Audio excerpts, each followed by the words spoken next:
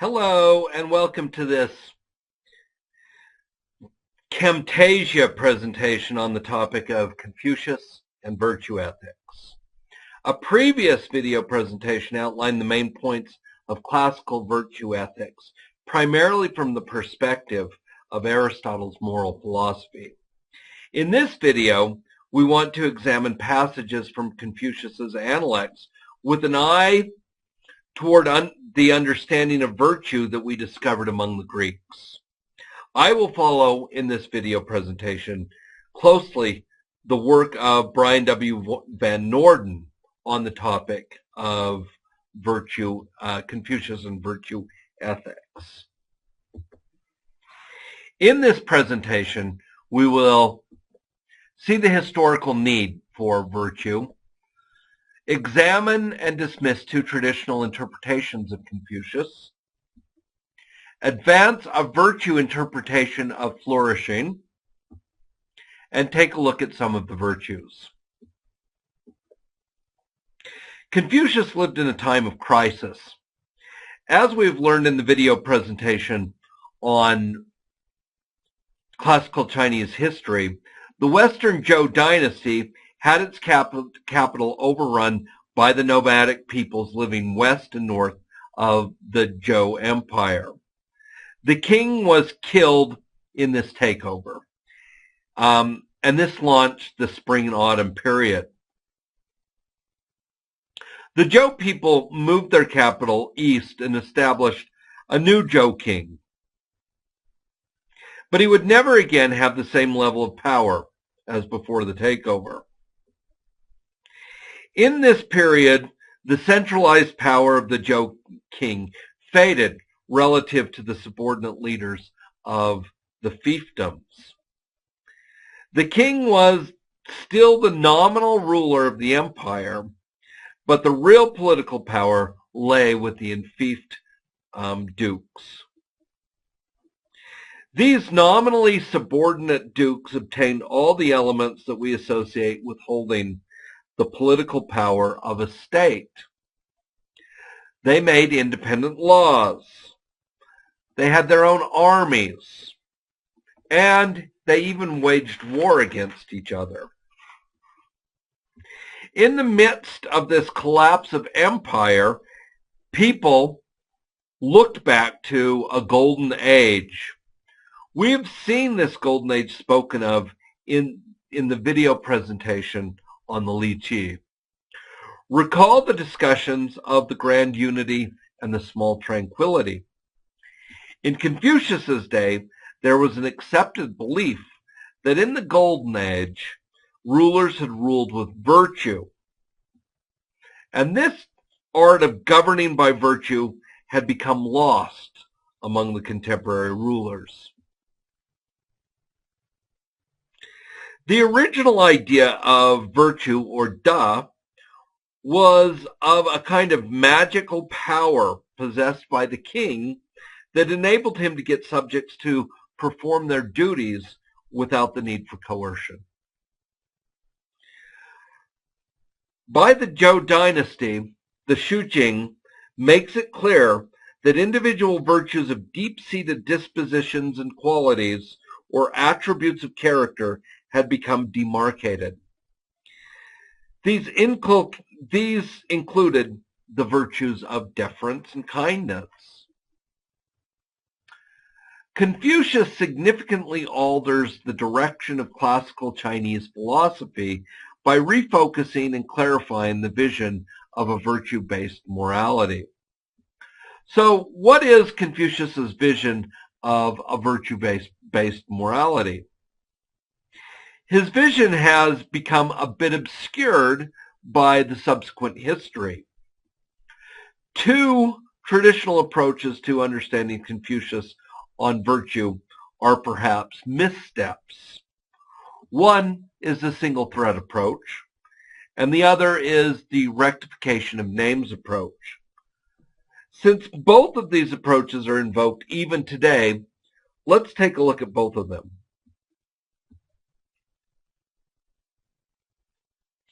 The single thread approach arises from a particular reading of Analects 4.15.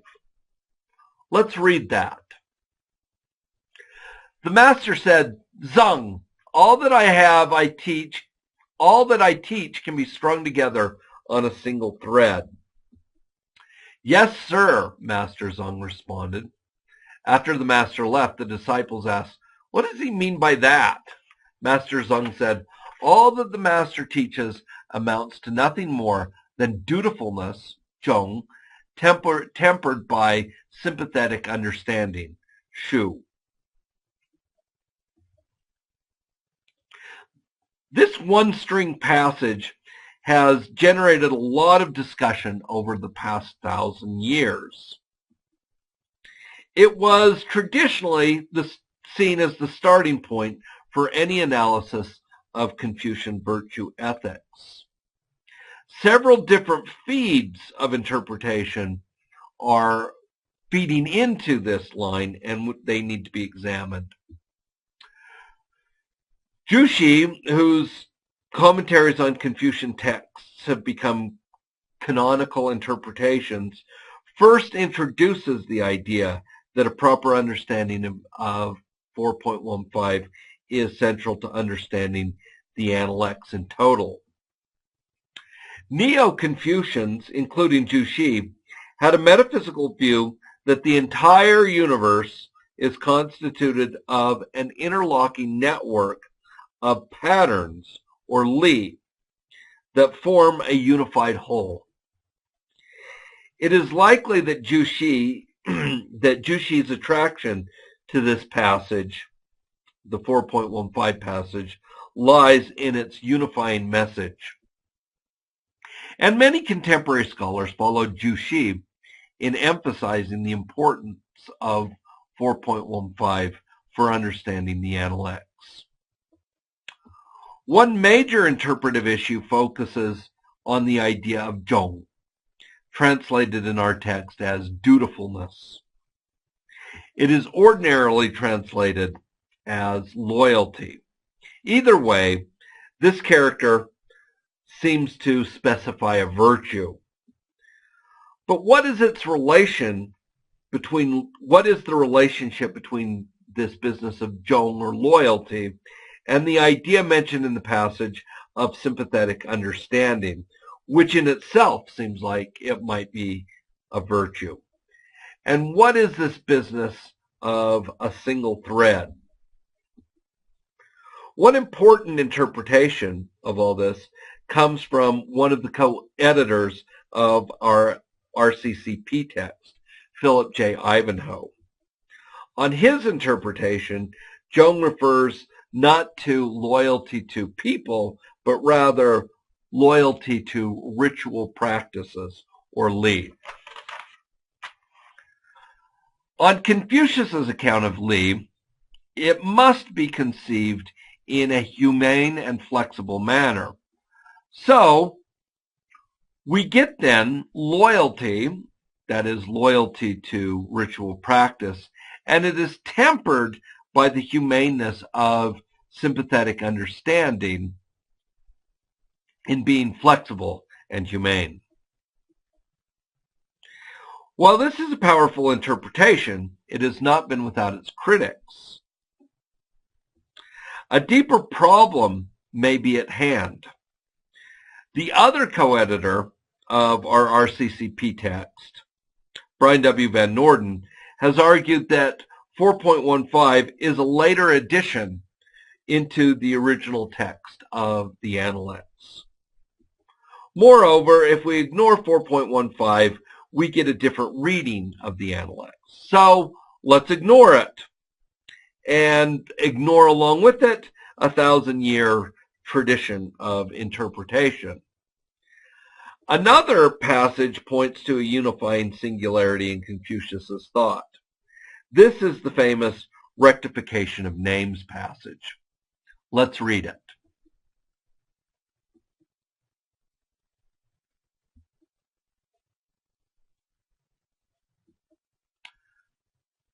Analects 13:3.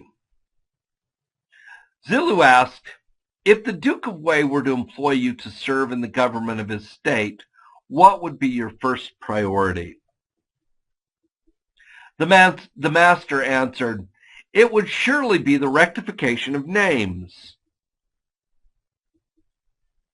Zulu said, could you, master, really be so far off the mark? Why worry about rectifying names?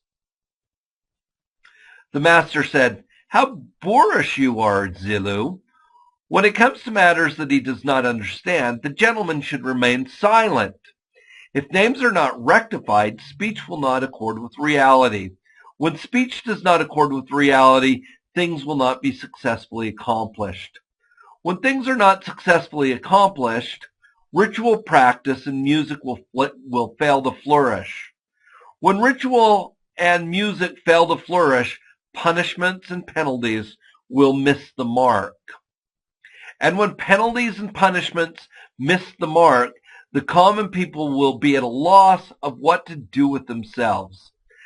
This is why the gentleman only applies names that can be properly spoken and assures that what he says can be properly put into action. The gentleman simply guards against arbitrariness in his speech. That is all there is to it. Again, as with the 4.15 passage, this passage seems to identify a single thread that ties all of Confucius's philosophy together. In this case, the idea is that the unifying theme is that the corruption of the time is due to a mismatch between names and objects. Society, then, might be returned to the ideal by carefully attending to the moral language that is being used. Several important commentators of the Analects have identified the rectification of names passage as the starting point for understanding the Analects. Van Noorden, however, gives 4 reasons that undermine the centrality of the rectification of names. First, a plausible case can again be made that Analects 13.3 is a later interpolation to the Analects, this time an interpolation coming from the Shunzian school of Confucianism. Second, the dramatic context of the passage refers only to moral and political events specific to the dukedom of Wei at the time when Confucius was being considered there for a government position. Third, the importance of language considerations is exaggerated by a generation of Anglo-American analytic philosophers whose training has emphasized the importance of philosophy of language. And finally, the passage is anomalous in the context of the other passages of the Analects. For these reasons, we again dismiss a traditional interpretation of the Analects. The interpretation that we favor is that the best way of understanding the Analects is as an example of virtue ethics along the lines, in some ways, of what we find in Plato and Aristotle. The main moral emphasis in Confucius's virtue ethic is on human flourishing, and more specifically, human flourishing in this life.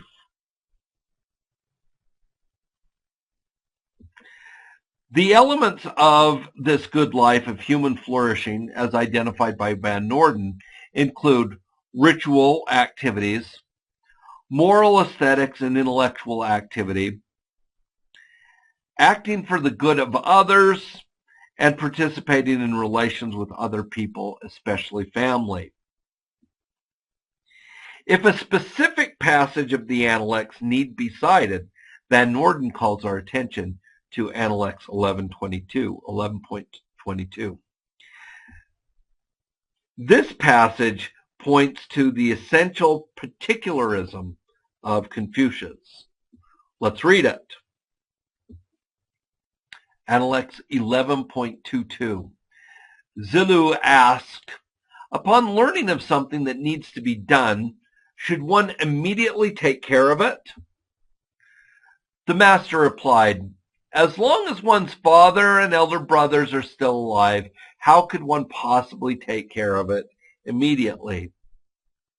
On a later occasion, Ranchu asked, upon learning of something that needs to be done, should one immediately take care of it? The master replied, upon learning of it, you should immediately take care of it. Jiehua inquired, when Zilu asked you whether or not one should immediately take care of something upon learning of it, you told him one should not, as long as one's father and elder brothers were still alive. When Ranchu asked the same question, however, you told him that one should immediately take care of it. I am confused, and I humbly ask to have this explained to me. The master said Ranchu is overly cautious, and so I wished to urge him on. Zilu, on the other hand, is too impetuous, and so I sought to hold him back. This passage exemplifies Confucius's non-universalistic approach to moral teaching. It is unlike a rule-based moral approach in which we would expect the same moral answer to be given in all cases. Moreover, the teaching is tailored to each individual's particular state of character. On these accounts, a particularist, non-rule-based approach to moral education and a concern for cultivating qualities of character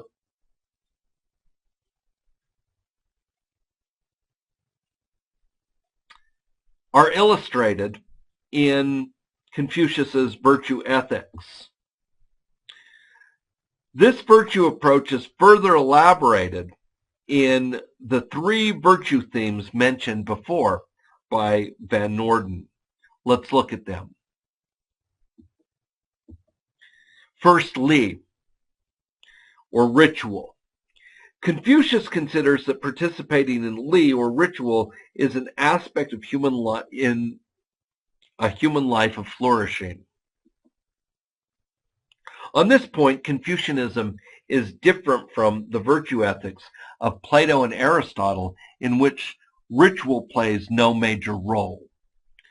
Some Aristotelian virtue ethicists suggest that Western virtue ethics has something to learn from classical Chinese virtue ethics on this point. Ritual can be thought of as learned actions that, in being revered and treated with awe, are regarded as sacred. Li functions to inculcate, express, and maintain shared attitudes and worldviews. It calls forth responses from others. It ingrains dispositions of humility and deference. Its authority transcends individuals, and it helps maintain and invigorate communities.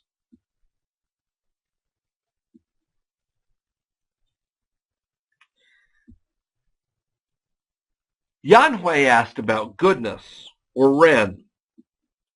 The master said, restraining yourself and returning to the rights constitutes goodness. From this we can see that Confucius held Li to be transformative of human nature toward goodness. In addition to acknowledging the place of Li, the life of human flourishing on Confucius's virtue ethic involves an appreciation of poetry and music.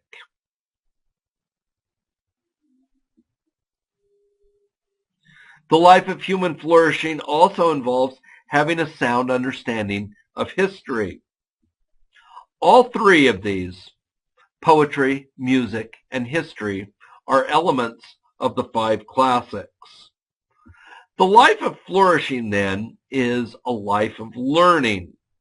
Here are some passages that point to these three features. Analects 7.14.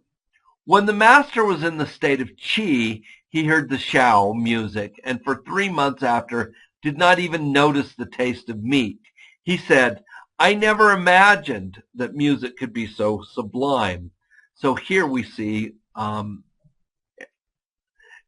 example of Confucius pointing to music as an aspect of the life of flourishing.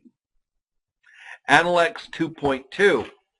The master said, the odes number several hundred, and yet can be judged with a single phrase. Oh, they will not lead you astray.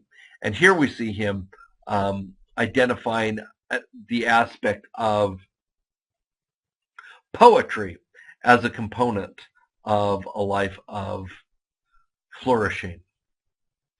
Analects 2.23. Zhejiang asked, can we know what it will be like 10 generations from now? The master responded, the yin followed the rituals of the Xia, altering them only in ways that we know. The Zhou followed the rituals of the yin, altering them only in ways that we know. If some dynasty succeeds the Zhou, we can know what it will be like even in 100 generations from now. Here, he invokes an understanding of history. And finally, we get a passage that points to learning in general as an aspect of the life of flourishing from Analects 1.1. The master said, to learn and then have occasion to practice what you have learned, is this not satisfying? Confucius's virtue ethic strongly emphasizes a third characteristic. In addition to Li and the life of learning as aspects of the life of flourishing, Confucius' virtue ethic strongly emphasizes that the life of human flourishing is one of full immersion into human relationships. This emphasis strongly favors graded love, that is, greater love and obligation toward those with whom we share special relations. This means that Confucius's virtue ethic is a family values morality, and East Asia has never changed that outlook. Graded love, however, as we will see, becomes the major object of criticism that Mozi and the Moists direct toward Confucianism. Mengzi, in responding to the Moists and in making the case for the Confucian system of graded love, will specify 5 constant relationships, and we will take a look at those when we get to a consideration of Mengzi. A good place to see the relation of virtue to human relations is at Analects 6.30. Desiring to take his stand, one who is good, Ren, helps others to take their stand. Wanting to realize himself, he helps others to realize themselves. We have examined some themes of human flourishing. We have still left to specify the characteristics, the virtues that enable human flourishing.